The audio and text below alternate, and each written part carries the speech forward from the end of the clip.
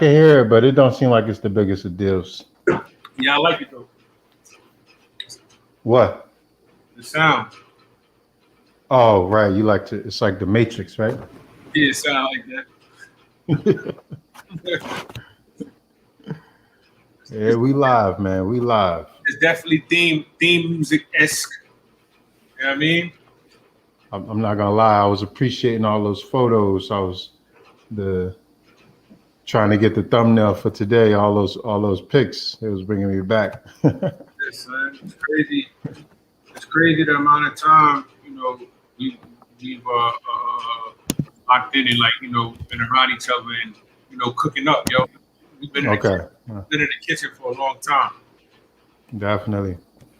I'm gonna just share the link on. I forgot to share the link, bro. So, um, okay. So I'm gonna mute my audio real quick, and then share the link, and then bounce right back in. All right.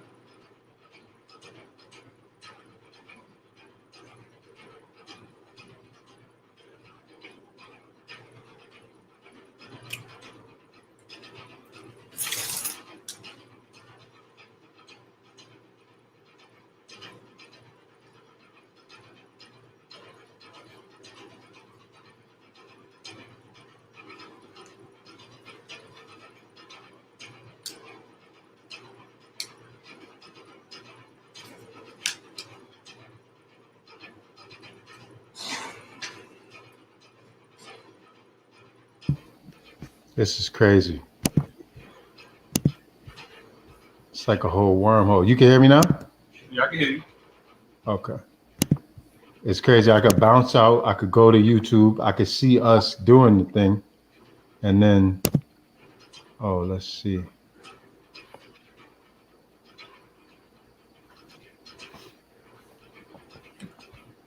All right. Share the link, and we booming. Um,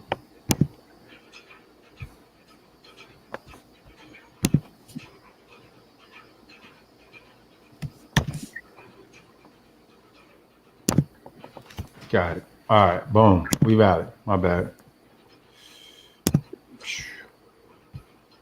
Now the one I've been like talking to some school safety agents like this past week. The article that Yeah. came out. So just to, like get some of their feelings on how they feel about it and what they know in regards to what's going to happen in that transition from police department to the DO to the DOE. And the majority of the people that I spoken to, one have been mostly women and mostly women of color, and mostly mothers, right? Are now like they don't really know what's going to be the stipulation in regards to pay, what actual title the DOE is going to roll out for them, or they're going to roll into. But it's a lot of insurity. What's the word? Uncertainty. Uncertainty. Yeah, it's a lot of uncertainty, and it's ill because it's still, to me, it's still running off of and it brings me to the point to the story about Brad. But to stay on point, it brings me to the point to where, like, when they started talking about get police out of the building, and it's a surefire way to do something actionable that looks like you're doing what you said you're going to do and what the people want, but ultimately you hurting the people who need the most protection, right? And so in the school, and for those, so the novice reader will read that just like they read the headlines, get the police out of schools, and think, okay, they made good on that. In all reality, 90% of school-based arrests, or the reason why kids end up to the school to prison pipeline, are not due to school safety agents. Those are police officers who police schools. That's another. I can't remember what they're called, but that's a whole another department. It's police officers that come in, like public safety don't arrest kids. By the time Yeah. they come in, that's The youth officers. yeah, youth officers, exactly. and that also is a call that's usually made by admins. You know what I mean? Of course. There are some things that school safety agents have to call in, but the majority of police interaction with kids come from the administration. So it's ill when you read the article. The novice reader or the person who's not necessarily tapped in is like, oh, that's good, but really that's bad, right? And I feel like that's what's happening across the board, though. There's all these there's all these campaigns that are really just hijacks of public sentiment, so they've figured out, they've crafted they just keep their ear to, or they pay someone to keep their ear to the street. They say, oh, this is what the people want. Well, give them this version. But on the back end, we know it's still not going to be effective to do such and such. So I feel like that's what's happening across the board. This whole like push for diversity is so fake. It's so not, it's okay. So there's a large slice of it that's good in the sense of there's a, church for the most part is good for most people, because whether you believe in Christ or God or not, it's still good for you to have a place where you hold yourself accountable spiritually. You know what I'm saying? So no matter what type of person you are, it's still probably good for you to have some type of spiritual checks and balances. Yep. Same thing being said for all of these campaigns to school safety out of school, diversity. They sound good. They present well. But we're not in the business of pretending to be. Like we're real educators. Like we're trying to really, like if we put it like this, think about how our real currency gets diminished when we get caught up in what other people are doing that's fake. Like all we gotta do is say, yo, that's not real. Like we know that's not real. Speaking of which, I had a little talk with your boy. Y'all need to talk, man. And I agree that we do, but there's certain conversations. And this is the thing. This is what I learned from you, and learn from like Andy, and learn from the guys that are that are senior to me. It's like, yo, some conversations you got to have in person, because those are the most important. Those are the conversations that are going to change the trajectory of this relationship. And those conversations can't be had on Zoom. It seemed like you can have it in person at like a coffee shop, right? Yeah, it don't matter. Yeah, like, okay. You know what I'm saying? Well, then it's gonna happen. That's good. Okay. I've already laid out, the olive branch to how we get back right. You know what I'm saying? Just like like what time. No, I get it. It's just when I get, Yeah, I get it. But that's because that's the peak. Like I've been in that spot where I was uncomfortable because I know what I needed to do. I know, and like, yeah, you can call and bounce ideas off people, but ultimately you know the answer. You know what I'm saying? Like, you know the answer, just like I do the answer. Like, so yeah. Good. I think this is like, I learned a lot from those moments of comfortability. And so this, to me, like, it's always lessons. You know what I'm saying? So though he's an adult now, he's still my little bro. And so here, it's a viable lesson that I can help teach, but also not necessarily be drained energy-wise, and it doesn't matter how he receives it, because I know this is food for the soul. Yeah. Let me ask you this thing, Coach, because I've been messing around in the crypto space. I like a good story. I like to understand, what's going on in the world. And it seems, put it like this, it's going to be a lot of people with a lot of bread who are interested in change, right? So we've been working in the old system so long. That first step ain't what it used to be. We still getting buckets. No. Listen, I'm just saying, like, if we going back to get back in the shed, we gotta get that first step back, right? And I feel like the crypto space, it's multi-millionaires being made every day in the space, and they understand energy on our level, because how does society treat nerds? How does society treat programmers? People who they're not necessarily the coolest.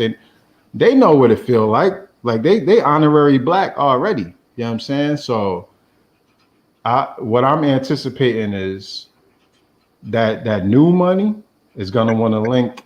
They're going to want to create the society that they actually want to live in, and that's we kind of got the expertise in that. You know what I'm saying?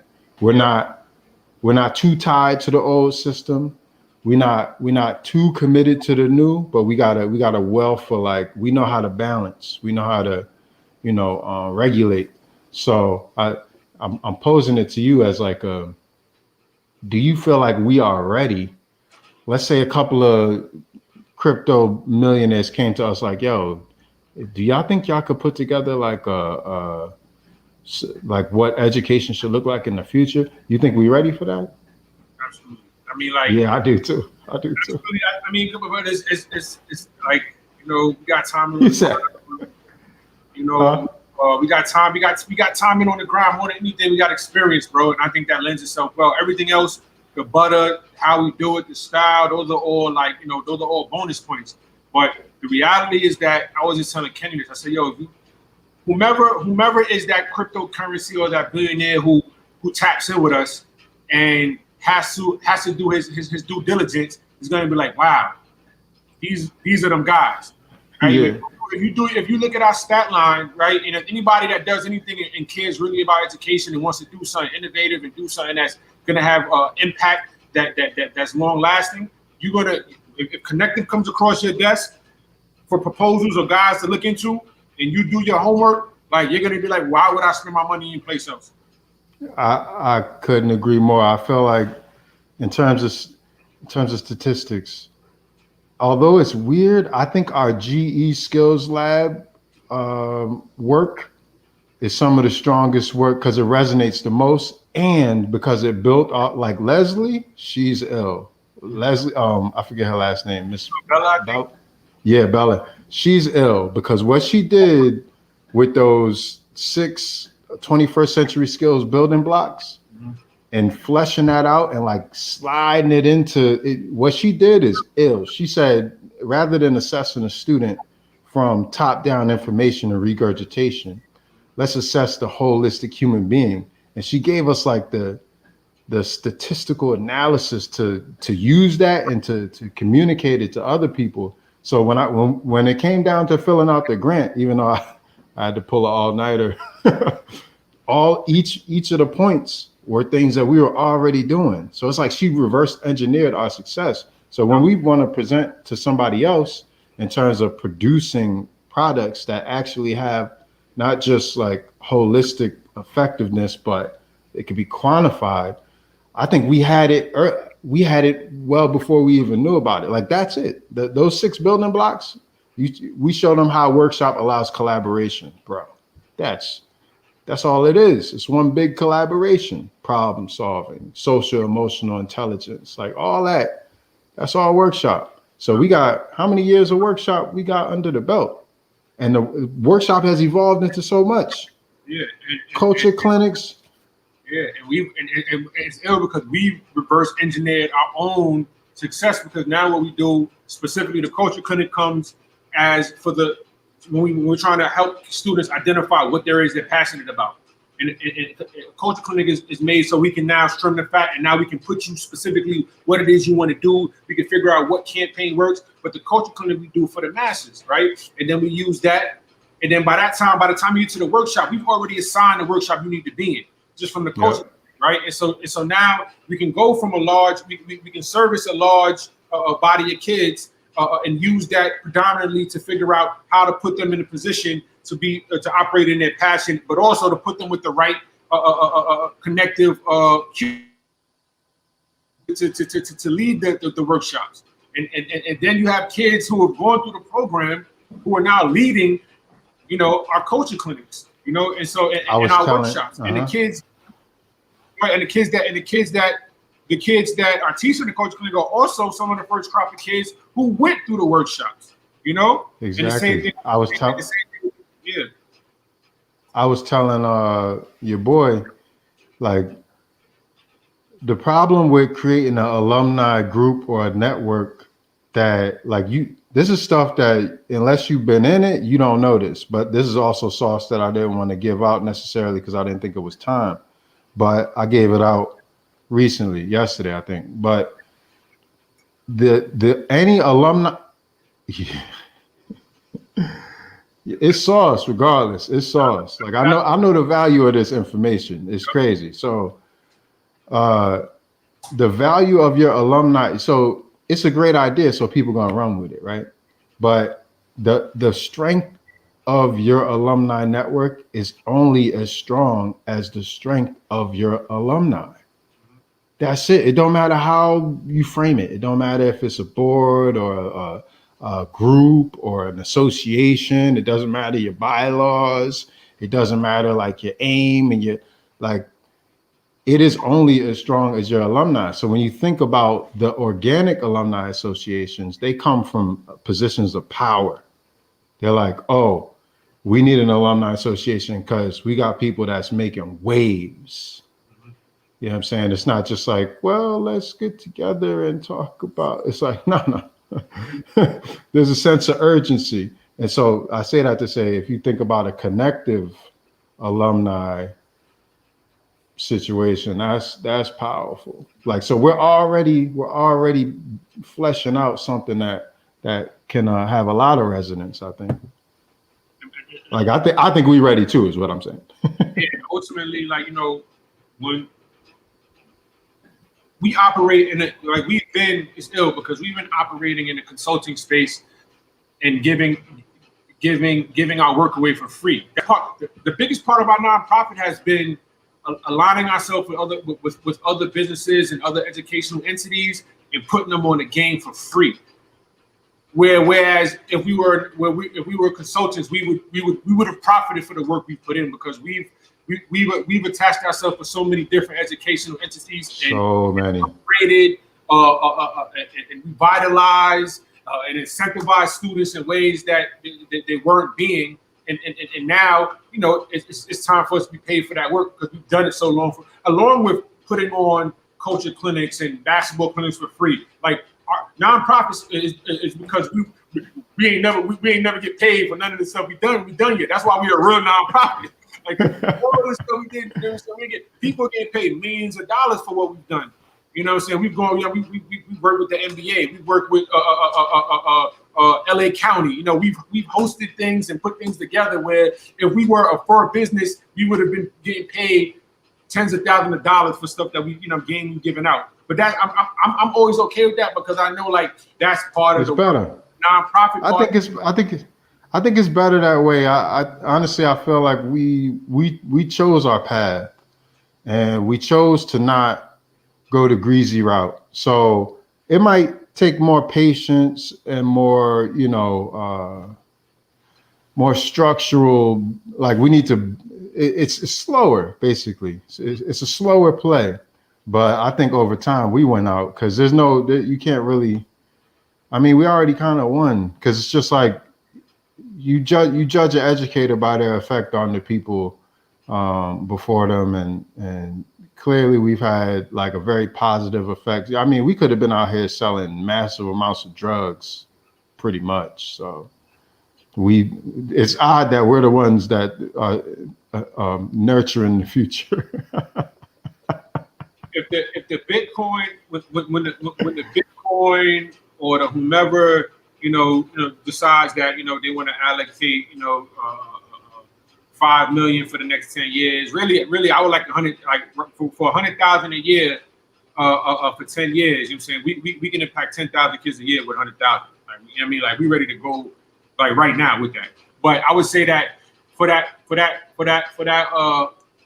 investor in shifting the paradigm and really changing education, one of the initiatives that I would push, and I know we talked about this already, is just eliminating suspensions and like just taking that off the books, and if not, if that couldn't be rolled out specifically for public education, then we would just have to start our own school and then set the bar that way. But eradicating suspensions, and then also taking a hard look at Title IX in regards to affecting, really protecting the kids. I know we talked about this before, but just in this past week, I've read 4 or 5 news articles of teachers having inappropriate relationship with students. Like that changes the trajectory of a kid's life. And as an educator, if you don't do nothing else, you're not supposed to hurt, you're not supposed to harm them. If you can't teach them, right, you're not supposed to go out your way to scar them. And like, my thing is that there's no real safeguards. It happens so much that the education system has just said, you know what, there's a few bad apples, we'll eat it when it happens, but we're not going to really do anything to really have people not want to do it anymore. I just read 10 of them joints in the past week, and it's mind-boggling me. I think 2 of them end up going to jail. And the thing too is that most of them now are white, young and middle-aged women. Yeah, that's the majority of education. The majority of education is white females. I think the public education space, like the only way we can really be effective is to either carve out some space for ourselves, or like you said earlier, like make our own thing. Because first of all, it's a big, sluggish, slow moving institution. It just is. It's just nasty. And it wasn't essentially founded to really teach 21st century skills. It's a 19th century construction, factory line. Yeah, and it's still got, like, you can paint it however you want. It's still got all that essential energy in it. It's nasty. It's not. Now, granted, this is what I see. There's so many levels to it, right? You could look at public education from the lens of trying to be effective for the population that we're involved with. And we could say, okay, you need to change this, you need to change that, you need to set up a peer mentor, such and such. But I look at public education with a way wider range in terms of people like Malala. And it's like there's millions of young women that risk their lives just to get a book and a piece of paper and a pencil, and to have someone who knows something schooling them. So in that sense, we still got a whole lot of value that we can redistribute. You know what I'm saying? So like, it's almost one of these funny conundrum equations that I like to try to figure out. If people are starving over here, but people have an obesity problem over here, like, why don't we just redistribute the food? And then of course people say, well, it would cost too much money to fly the food from where it is to where it needs to be. But what I'm saying is, like, this is a 5, 10, 100-year problem that's going to continue. So why not create the distribution channels so that we're not overproducing sugar and corn and GMOs over here, and we're not underproducing organic goods in other places? Like, we can slowly tackle the problem. That's, to me, that's like the solution. It's kind of what we're doing in education. It's like you affect what you can with your truth. Like, it's just the truth spreading. The other people will create the channels. Like, I have full faith that so long as we expressing our truth, the other people will create the channels. It's fun to me to try to figure it out. You know what I'm saying? But I feel like if we're in the right space, and by the way, I don't think this is the right space for me. I'm just saying. Actually, I had to. The live stream, or the actual where you're at, where you reside? No, yeah, the live stream, we good. I think the vineyard is not the right fit for me. Yikes. Yeah. They replied back finally. Right. So, which is good. But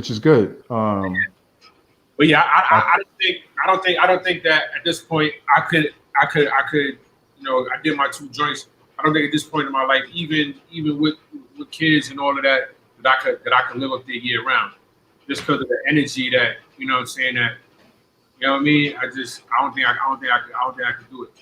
I mean, I could. Yeah, but like I had to, so I did it. But like, speak more to that, because that's interesting. What do you mean?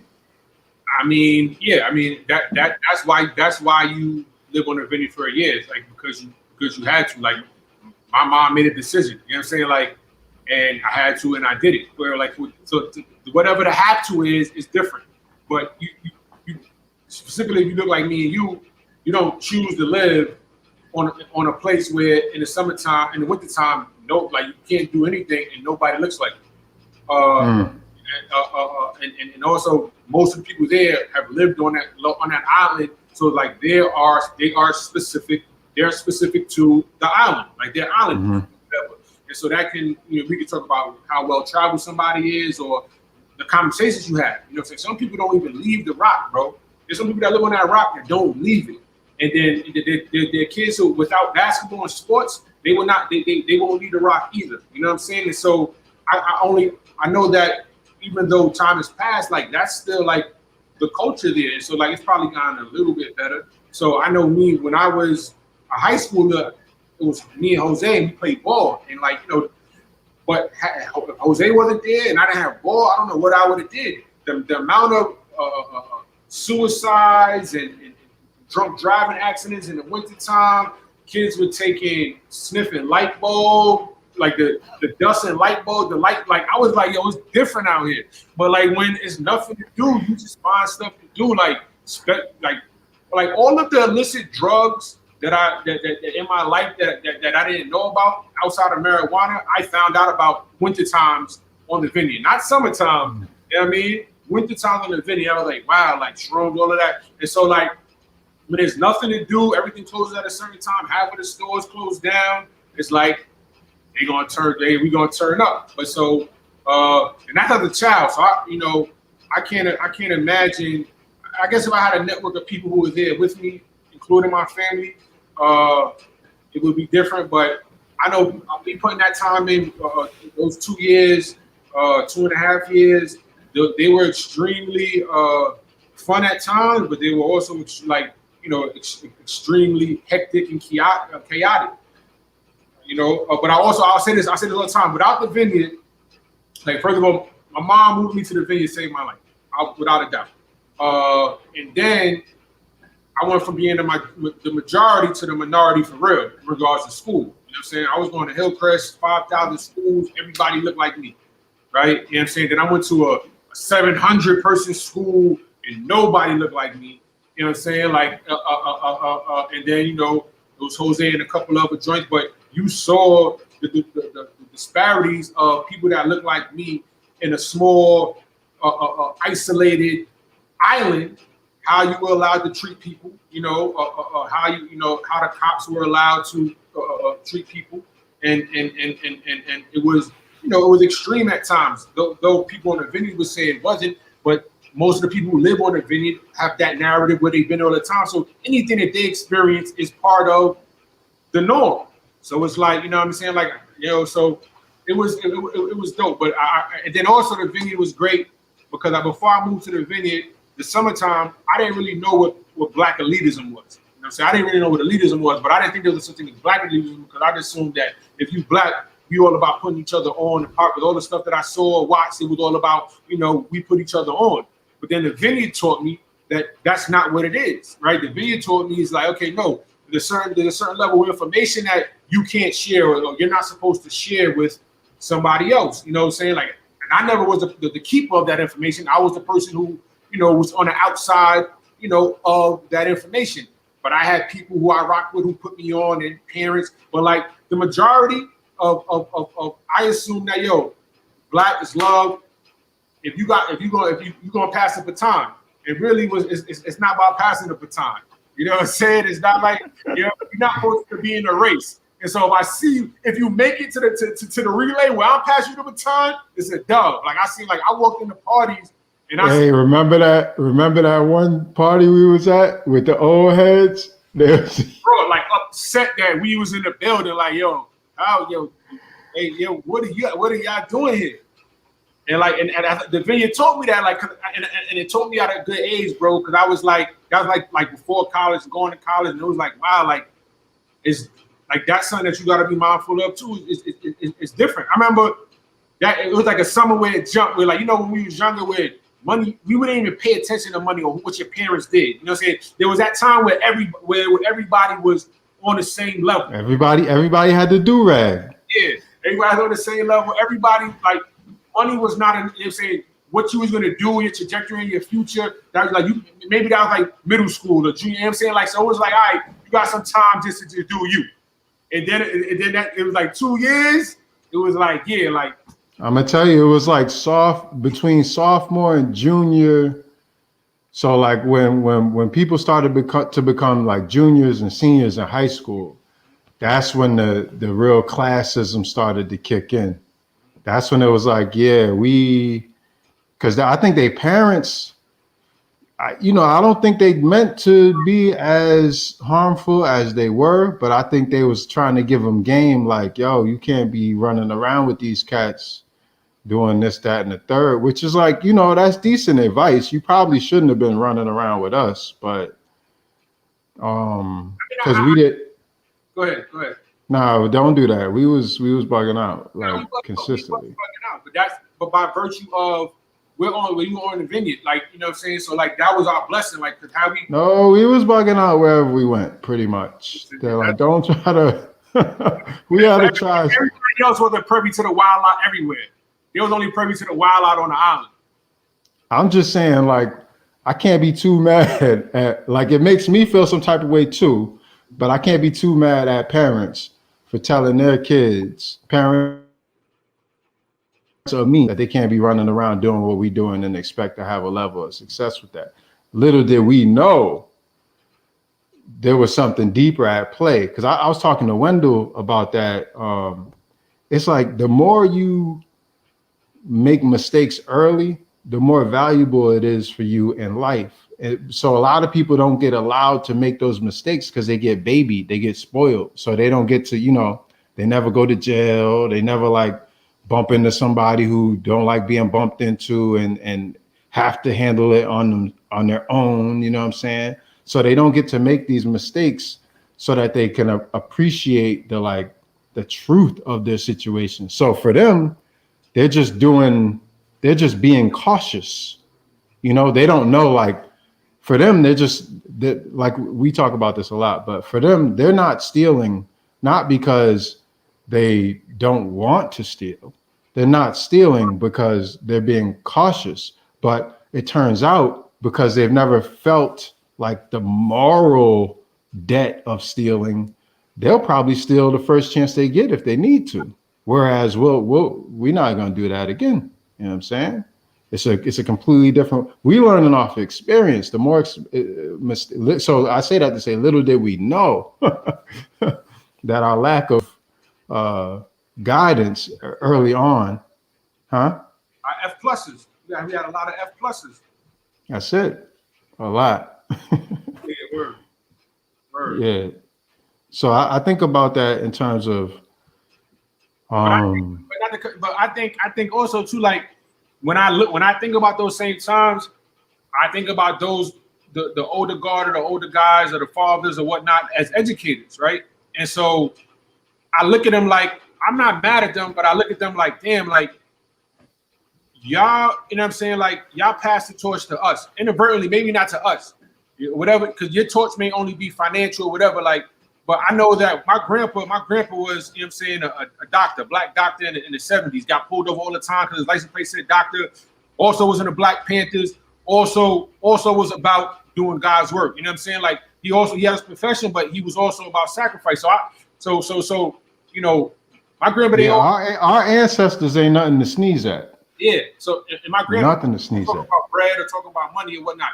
So when I look at the people ahead of us, and though we were making mistakes, to say, you know what, rather than just, put us on a game of having that conversation, to be like, yo, don't be around them. Like to me, like that was the most eye-opening thing to me because I was like, oh, the elitism is towards me, as towards people like me, right? You know what I'm saying? Like, and I was like, oh, that's crazy because we all together on this island, right? But you guys have decided that I'm not worthy of a certain of that education. Because I know me, if my kids or kids I care about are rolling with kids who are doing the wrong thing, but these are the kids that my kid cares about, I'm putting them on the game. Just by fact, because as relation they are to my kid, it makes sense for me to put them on the game because I'm protecting my kid. Because of course, little do they know that though they told their kids, they put their kids on the game and told us not to hang around us. Everybody hung around us, right? So by virtue, you telling your kid not to do it, it's just more of a draw to be around us, especially when we was moving how we was moving in regards to energy. We carried a lot of currency. To this day, I think that's what I was about to say. I was about to that's exactly what I was about to get into, because it's funny you brought up your grandfather, because it's like the more research we do, the more we realize like our ancestors was like, and when I think about that, like all of what they went through, you know what I'm saying? Uncle Butch, he won the Connecticut, the state golf tournament, states. He won it in 59. In 1959, he was a Navy SEAL, bro. David Goggins was just like, yo, there was only 35 black Navy SEALs when I went to apply. David Goggins, he probably like a little older than us. He was Bear Paw wrote the school song Bloomfield High, and then was like humble enough to be the janitor out here at the high school. It's like some people, they made history without even, you know what I'm saying? It's pretty amazing. So I think about that, and I think about like where we are, and it's like, yeah, don't get it twisted. We did the work. We in position, but the what's energetically around us. Yeah. That's what I'm telling you. Like we are the bag. Like energy is currency, bro. And like if you're talking about just energy, right? Like it's like any room that I walk in, I'm the wealthiest man in that room, bro. That's how I feel about energy, like because money don't like. The thing too, like, and I know you as well. Like I can look at my phone and I have direct contacts to people who are my friends or associates that are millionaires, right? But at the end of the day, bro, when it comes time to moving around in these streets, going wherever I want to go, you know what I'm saying? Like my money's good. You know what I'm saying? My money's good everywhere. You know what I'm saying? My money's good. My money's good. Because we did the work. We just ain't just write a check to a local nonprofit. We became a nonprofit, and then we became your favorite nonprofit. You heard? You know what I'm saying? That's us. You know what I mean? Yeah. That's us. But that's because the work we put in, that's the time we put in, that's the energy that we move around with. You know what I'm saying? I walk in the rooms and still kids are still like, yo, who's this guy? Like everybody still goes through that. But at the end of the day, like I know what I'm there for. You know what I'm saying? Like and also I know the number game. If there's 50 kids there and I get 20 kids to lock in, I've had an above average day. Because at the end of the day, the 20 kids are friends with the remaining guys. And so if what I said locked in with one of them, he gonna put his mans on, right? Yeah. Right. And also what you're saying is so true, because you cut through to the ones who are more like the leaders. Mm-hmm.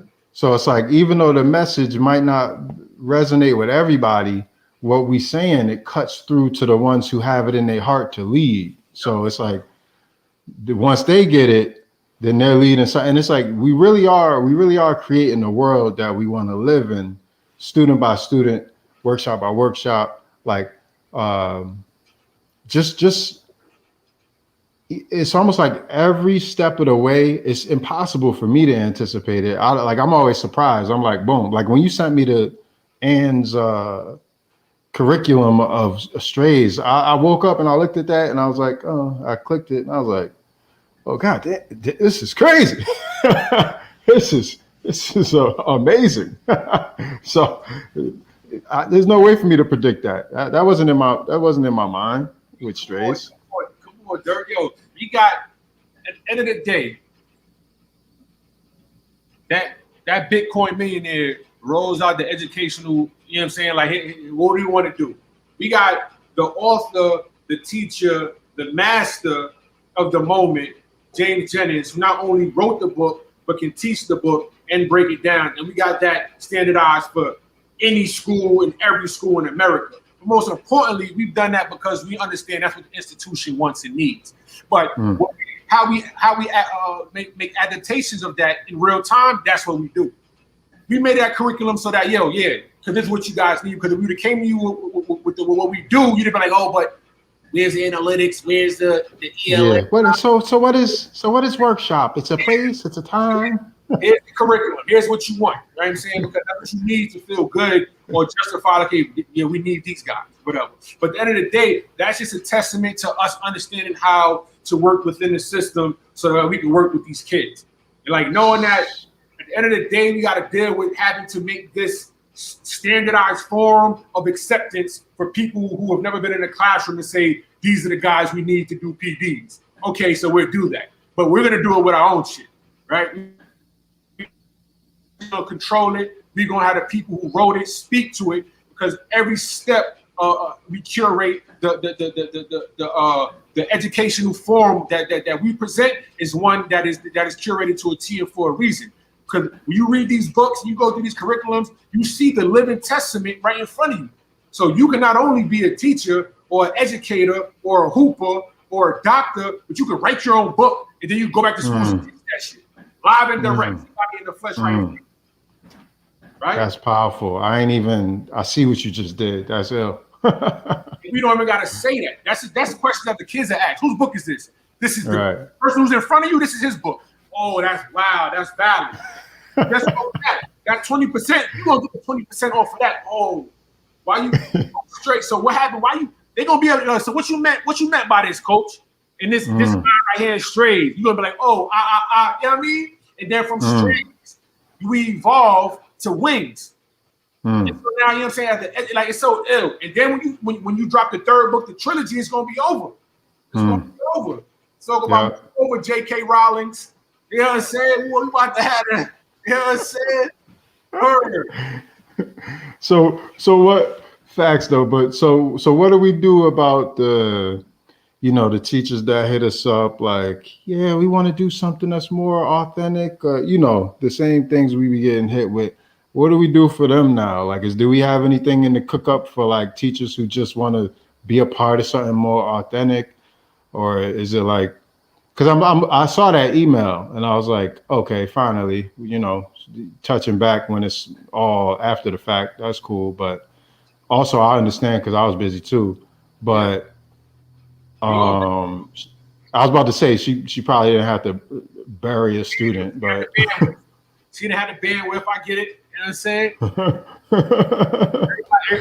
everybody can't work under duress like we do, bro. Like we don't have the luxury of not having the bandwidth. You feel me? As an educator, as a man, when I grew up, I didn't have the luxury of being like, yo, I don't have the bandwidth. So now as an educator, that's not something that I even was able to ever have as a crutch. So I never think to not have the bandwidth. I just find the bandwidth. I feel like that's something that we can actually offer, like in a way that's not, that they could, because I feel like they would understand that too. It's like, yo, we don't have the luxury of not having the bandwidth. Like, when something happens, chances are it affects our population and we have to adjust. So we have to handle not just like your ability to or lack of ability to handle it, but we also have to handle our role, our responsibility as anchors in the community to hold down our people. So we got to do double duty. Like that's extra bandwidth. Like we got to be on 6G with it because that's real. Like I wonder if that's something that we could offer to like help them. I feel like that's a truth that they don't know. Like as Black male educators, we're not only dealing like, so we'll be in the school meetings or whatever, and they'll be like talking some dumb diversity. So yeah, I love how they talk about racial equity, but never talk about actual equity. It's like racial equity, meaning we put a few more Black images in there. It's like, no, equity means money or property or real value, like transferable value. Not. But anyways, I feel like that truth that we have to live in, that duality, that double consciousness, that's something that we could give them as just like a way of connecting with them. Like, listen, this is, I know you're feeling overwhelmed with how to be more authentic, but we don't have the luxury of balancing any. Our engagement is 100% initially at all times. Like, you know, I don't know how to frame it right, but I think that's not. I think that's framed. I know what you're saying, and anybody who didn't have the bandwidth, who was watching this would know you were talking to them.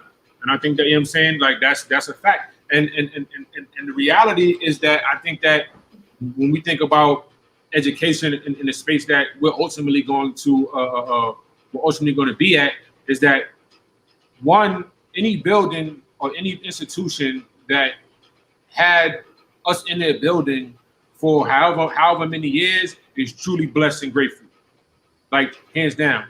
And because really we're not supposed to be in one building. So the one thing that changes is going to change. Facts. Is that no matter what we do is like we're going to provide you with how to be better with the people that you have there, and we're going to teach them how to do that, and then we'll be back to monitor the 1st and 15th, but we got other schools to go to, right? Because we understand that these problems don't just exist at your school, and so not only can you can't first of all, you're not going to afford to keep us in your school for a whole year, right? Because if you were to do that, it's going to be expensive because we know it is going to come at a cost to the other work we need to do. It's crazy.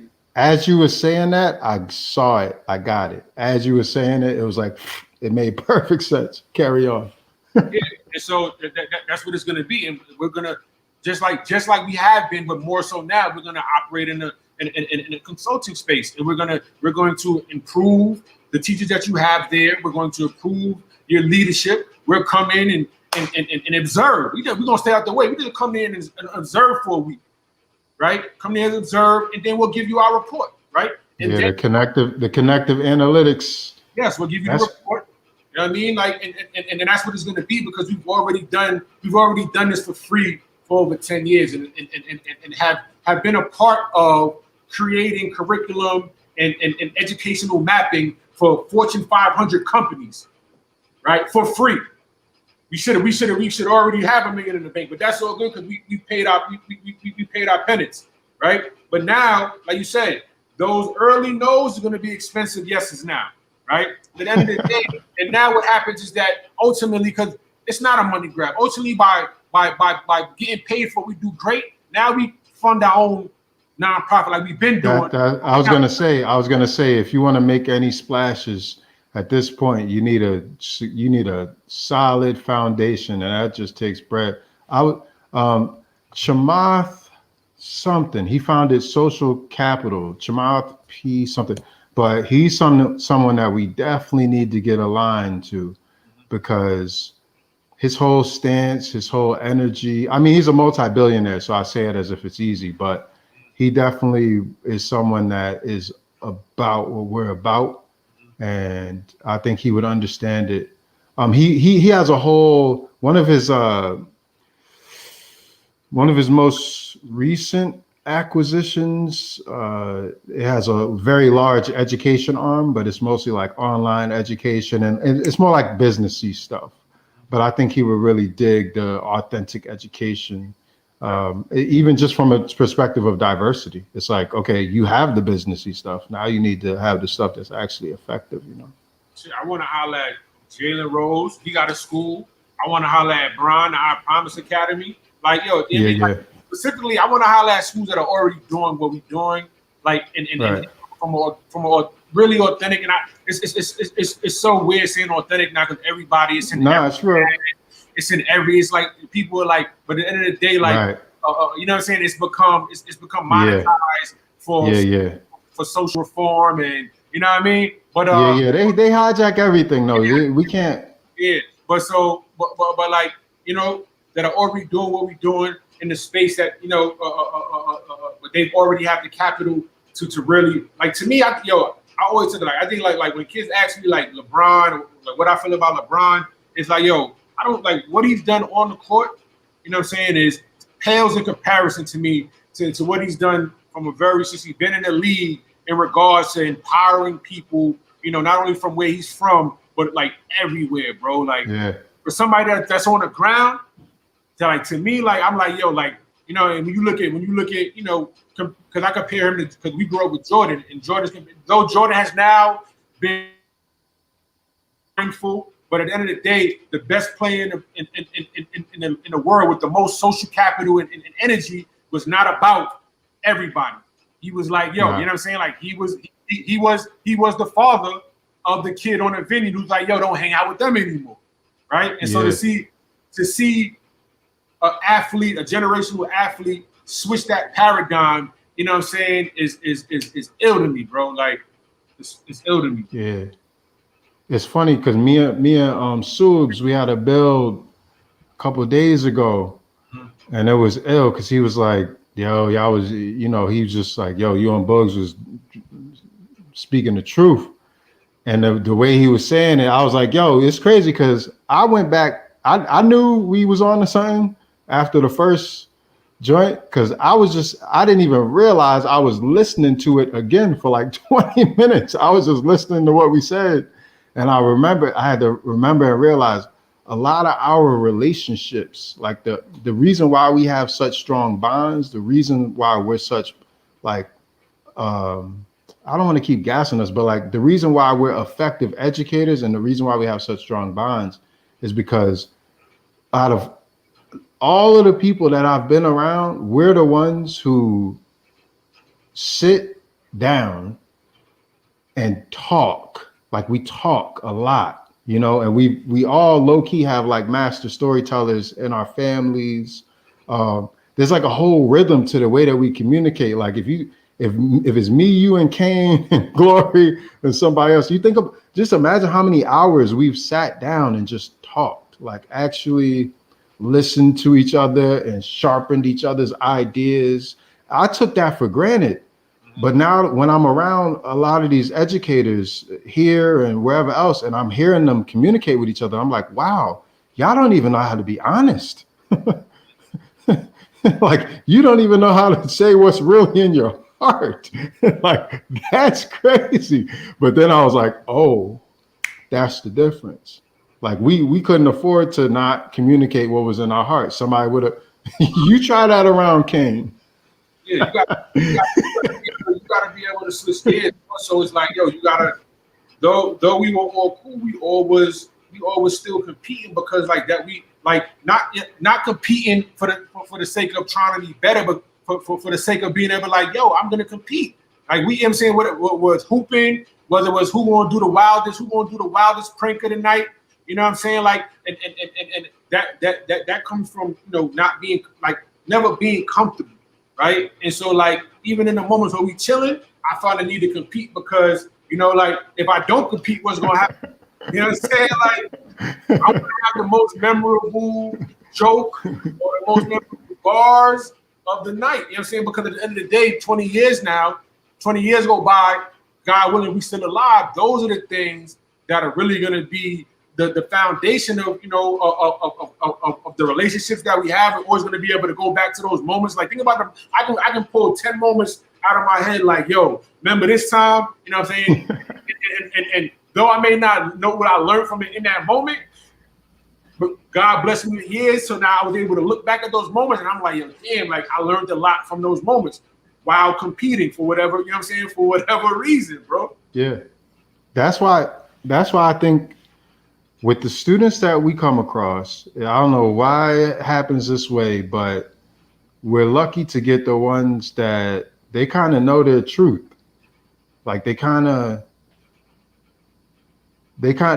committed to the system of pretending you don't care about just basic things, right? Like, because everyone knows when they're young, like, yo, you're just supposed to enjoy yourself and let people, like, you know, there's basic human decency is just there with children. It's not till you become like tied to this kind of systemic grind that you forget to just be a decent human being. You know what I'm saying? It's like, oh, I got to look out for myself.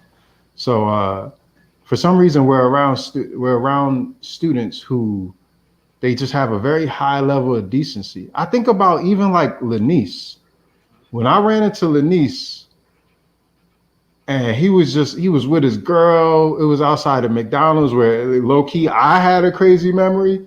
Yeah. And he was like, "Yo, man, that's it's nice running into you. I just, coach really helped me out, man. I don't know what I would have did if y'all wasn't there. I just really appreciate that." And I was like, "Who is this robot in Lanice's body? Like, what just happened?" What they call Yeah, them? They call them clones. This is Lenise clone. Yeah, I love El. Like he was a dope kid, man. I mean, I think that's part of it. Part of it is that ultimately all the people and all the kids that we spend time with, you know what I'm saying, we love. I know I tell the, you know what I'm saying, of course. the one thing, but even before I knew why I was doing it, because I used to do it with us, I just used to tell people I love them. You know what I'm saying? Like, because if I cared about you, I lost enough at that point to be like, yo, like, you know what I'm saying? I don't, I mean, if it makes you feel uncomfortable, that's fine, but yo, bro, I love you. You know what I'm saying? Like, and so I tell that to the kids a lot. And they feel like sometimes they feel uncomfortable too. It's just like, yo, what? Yo? You know what I'm saying? Because for whatever reasons, the multitude of reasons why, you know what I'm saying, that doesn't make them feel comfortable. But I know one of the kids is ill because it's twofold. One of the kids that I'm now, I spend a lot of time with in regard to trying to get them to focus on the things that are important. I ended up he has two parents, you know what I'm saying? Both of them are great parents and whatnot, but he still has issues. And so one thing that I just wanted the jewel that I wanted to drop is just like we assume that like I had educators say, oh yeah, he got both of his parents.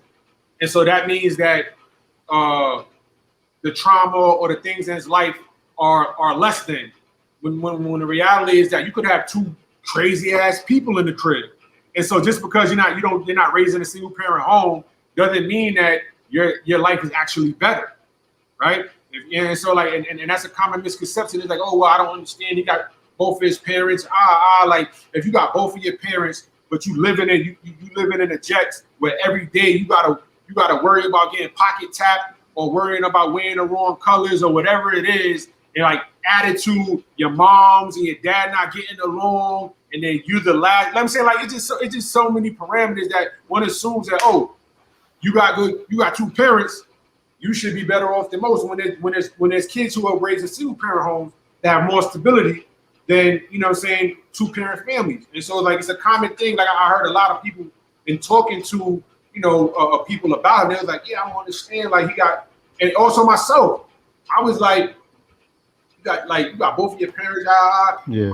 because I was getting re-indoctrinated to like, you know what I'm saying? Like, yeah, well, he has all of the check marks that, the social work or the social profession that keys in on in regards to telling you the aptitude and emotional wherewithal of a student, you know what I'm saying? Here's the underlying issues. And so like, if you got two parents, it's like, yo, emotionally, you should be good. Like you don't have no daddy issues, you don't have no mommy issues, but in all reality, who knows you? Who is your mom? Who is your dad? Who are they as people? Could be ultra harmful to you, double time. If you That's the ultimate. Mom, you be better off having a shitty mom and shitty pops. That's the natural evolution of an educator is to realize your blind spots and to learn from them. Like that was one of the first strongest learning experiences for me as middle school dean at School of the Future, because I was able to compare the high school scenarios, which are more like the parents are already kind of their relationships are kind of solidified already, but the middle school students and their parents they're discovering, like their students are discovering who they are at school, and their parents are discovering who they are when they get back home. But also the students are discovering who their parents are when there's like this accountability thing. It's like before middle school, the parents are just like, no, my kid's right, you're wrong. Like once middle school hits, it's like, they're like, well, the school is telling me this. And the student's like, yo, you used to be my dog. Like, but one of the strongest things I learned in that scenario is you could have the best parents in the world. They could try the best, do everything for you, and you could still just be an ass, and vice versa. You could have the worst parents in the world, both of them, and you could come out and be an angel. There's always something else at play. Like just when you think you can figure it all out, like, having two parents, even if they're solid and secure, doesn't mean that you could. So for some people are just too sensitive for this world. Some people are just too sensitive. They haven't built up the defenses to deal with like the everyday grind of this world, you know? No, it's a fact. It's a grind, yo. Yeah. It's a grind. Yeah. We just hit the 1 hour mark. So closing statements is in order unless I think I've seen like one set of eyes on us, which is cool. Because somebody's getting that. I like that. To me, that's the goal. Even if it's not one person, to have it for the playback. Yeah, I look at this as legacy cementing for my kids. You know what I'm saying? Like, I know that everything that we're doing is important, but I don't for 1 minute think that because what I'm doing is full of purpose, it entitles me to another day. You know what I'm saying? Just because I'm doing God's work don't mean God gonna wake me up in the morning, bro. You know what I'm saying? Like, and so these moments, you know what I'm saying, are moments where like I know that my kids, I'll live forever. You know what I'm saying? They'll always be able to tap in, hear what their father thought, see how I evolve, right? You know what I'm saying? From 10 years ago to right now, like they'll have a catalog of stuff to always revisit. And like, it's one thing that when my mom passed away, it's one thing that I actually allowed to send me some videos, and I got some old videos of mom at Christmas and like those, like to be able to have those. I got some fire videos. Word? From the crib. Yeah, I don't know how it happened, but it was like Fern, my mom, the kids. The kids was all painting. You was wiped out for battle. You was napping on the couch. It's great. I remember that time. Yeah, so it's like that's what we're doing, bro. And then also, like I was talking to Colson earlier, like ultimately, what we do is for so that all of the kids that we come into contact with can provide the same assistance to the kids they care about. You know what I'm saying? Like ultimately, and Colson was like, I want to be a financial advisor. Like he had a lot of money attached. I said it's good. Like I understand what you want to make. What you gonna do with the money? Like outside of identifying, you want to control your time. So that's part of it, right? Part of being wealthy is being able to do what you want to control your time. But also the other part is being able to have the ability to change lives. And so, everybody says it now, it's overused, but being intentional in how you give, you was a part of something, you've seen, somebody and people show you the way, you know what I'm saying, put you on the game and be intentional while doing it. And so now when when you guys are millionaires, I already know that, I'm going to get $500,000. Connection's going to get a $500,000 check from some of you, a yearly $100,000 check, because, we've been a part of the reason why you're going to be successful. But ultimately, we've been a part of the reason why you're going to give back. You're going to give back big, and it's going to be have the heavy butter on it. You know what I'm saying? Like I was like, yo, listen, I love giving back, but I love the butter too.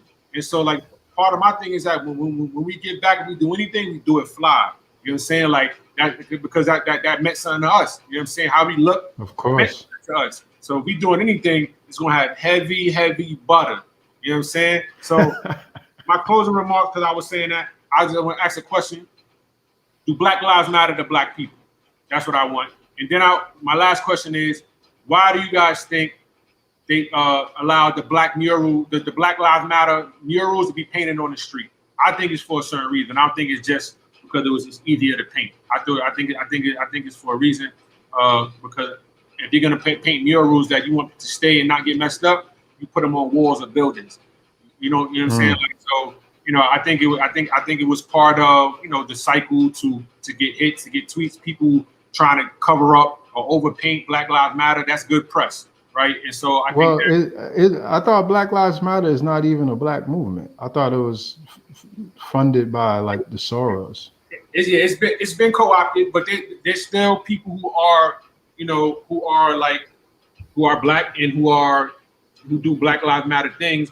But I think the overall business of it has been most definitely co-opted. And I also think that that's part of the mural. The mural, that's how the machine works. The murals were a part of a, you know, like a commercial run. Like, you know what I'm saying? Yeah. Let's make sure we do the murals, put them where people are walking, and then also people can fuck them up at. You know what I'm saying? So we got constant news cycle on Black Lives Matter, which is smart, I think, but it's definitely co-opted. Yeah, I think they started it with a bunch of millions, like, so it, you know, obviously it would resonate, and I think there's some strong, like, I forget they have one of those interesting sexual orientation titles, some strong leaders in the movement, because just like I think it's one of those rare things that like it was set up to serve a specific purpose, but it actually still works properly for, like, I think it's good. You know what I mean? I think it's good to raise awareness, but it's like when you're asking a question of whether Black Lives Matter, you're already starting way below the mark for me. I don't care how many of us get killed in the street by police. Like, asking to say Black Lives Matter is you're not someone who I want to link with, if that's the conversation you want to have.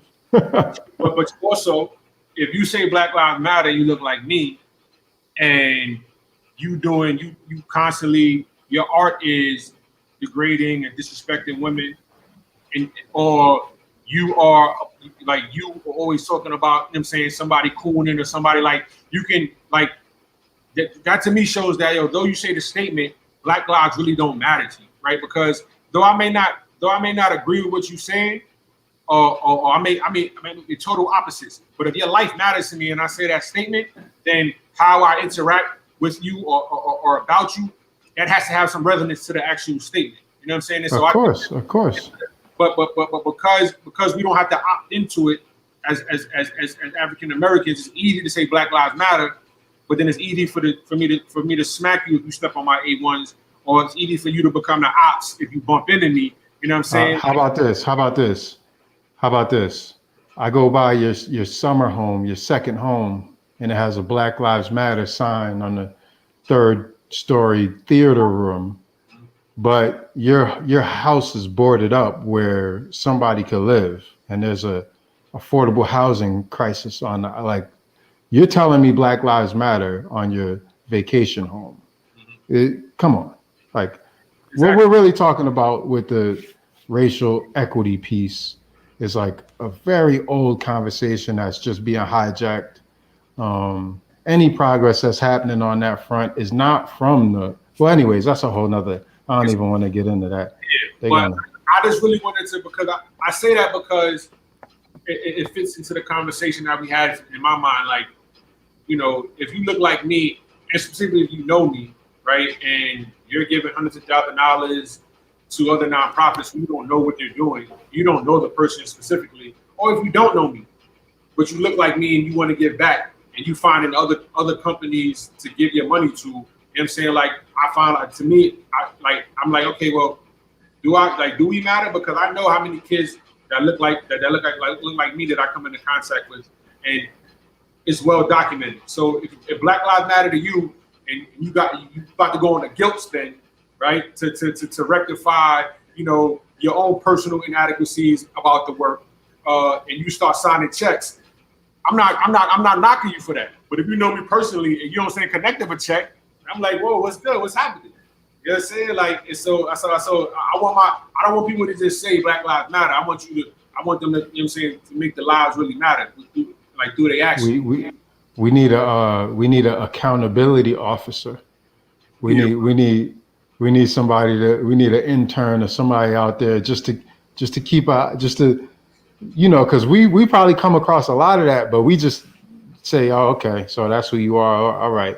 We need somebody to cycle back, like, we need a corporate pocket tapper. You know what I'm saying? Oh, you doing good, huh? I tap in pocket. I told Blur that I might start tapping pockets, old school, like, yo. We eating, huh? Yeah, oh, that's popcorn, shrimp, and fries, the large, and a lobster roll. All right, pocket tap time. Yeah, go ahead. Go ahead, send 200. Donate 200 easy off that meal. Pocket tap season. Ooh, look at you on Circuit Ave living your best life. Oh, what's that? The Louis Vuitton mask? Oh, and the loafers? Oh, pocket tap season. Pocket tap season. Let me send that go to the link.